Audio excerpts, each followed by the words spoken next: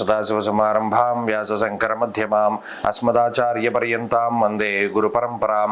జ్యోతిష్ శాస్త్రాన్ని భావితరాల వారికి ప్రసాదించిన ఋషుల యొక్క పాదపద్మాలకి నమస్కారం చేసుకుంటూ, అలాగే నాకు ఈ జ్యోతిష విద్యను నేర్పిన గురువర్యులు జ్యోతిష బ్రహ్మ కీర్తిశేషులు శ్రీ ఈరంకి సూర్యనారాయణమూర్తి గారు, సూర్యశ్రీ దైవజ్ఞ గారి యొక్క పాదపద్మాలకి నమస్కారం చేసుకుంటూ, ఓం శ్రీ మహాగణాధిపతి నమః, శ్రీ గురుభ్యో నమః, హరి ఓం.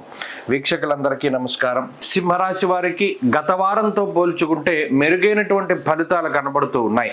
అనుకూలించేటువంటి గ్రహాల యొక్క సంఖ్య పెరిగింది, ప్రతికూలించేటువంటి గ్రహాల యొక్క సంఖ్య తగ్గింది.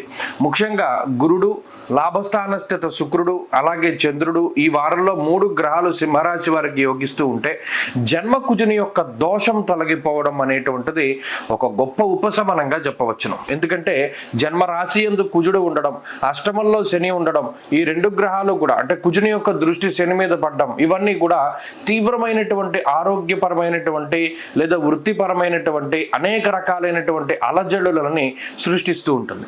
చూడండి, ప్రశాంతంగా ఉన్నటువంటి చెరువులో ఒక గొప్ప బలంతో ఒక రాయిని విసిరితే అది మొత్తం చెరువునంతా ఎలా పాడు చేస్తుందో, ఈ శని కుజుల యొక్క పరస్పర షష్టాష్టక స్థితి సింహరాశి వారి జీవితంలో అలాంటి అలజడులను సృష్టించింది.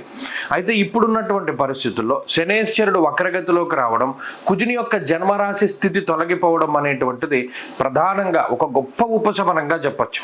అంటే తెల్లారు లేస్తే అసలు మన పరిస్థితి ఏంటి, ఆరోగ్యం ఎలా ఉంటుందో, ఉద్యోగం ఎలా ఉంటుందో, లేకపోతే వ్యాపారం ఎలా ఉంటుందో అనేటువంటి మానసిక భయము, ఆందోళన ఇటువంటి వాటితో భయపడుతూ ఉన్నటువంటి సింహరాశి వారికి ఇది గొప్ప ఉపశమనాన్ని కలిగించేటువంటి స్థితి.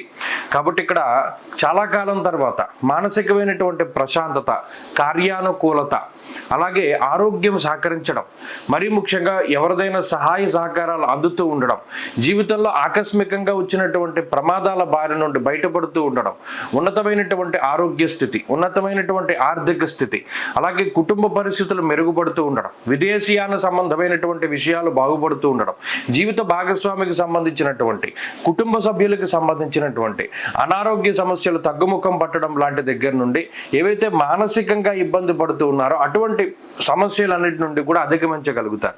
శుభకార్యాలకు సంబంధించినటువంటి విషయాలు, భూగృహాలకు సంబంధించినటువంటి లావాదేవీలు ఇవన్నీ కూడా ముందడుగు వేయడానికి అవకాశం ఉంటుంది. తలపెట్టినటువంటి కార్యాల్లో ఏదైతే జాప్యత ఉన్నదో, ఆలస్యం అవుతూ ఉన్నాయో అటువంటి వాటి నుండి బయటపడేటువంటి పరిస్థితులు కూడా ఈ రాశి వారిలో ప్రధానంగా కనబడుతున్నాయి. కాబట్టి సింహరాశి వారికి ఈ వారం చాలా అనుకూలమైనటువంటి వారము, ప్రశాంతంగా జీవన విధానం ఉండేటువంటి వారము, ఆధ్యాత్మికత కనబడేటువంటి వారంగా ఈ వారాన్ని చెప్పుకోవచ్చును. మరింత అనుకూలమైనటువంటి ఫలితాలని సాధించడానికై ప్రతినిత్యము కూడా రుద్ర కవచాన్ని, కాలభైరవాష్టకాన్ని, అష్టోత్తరాన్ని పారాయణ చేస్తూ ఉండడం చెప్పదగిన సూచన. ఈ వారంలో కలిసి వచ్చేటువంటి రోజు శుక్రవారంగా చెప్పవచ్చును. అదృష్ట సంఖ్య 5, అదృష్ట వర్ణము తెలుపు. తదుపరి కన్యా రాశి.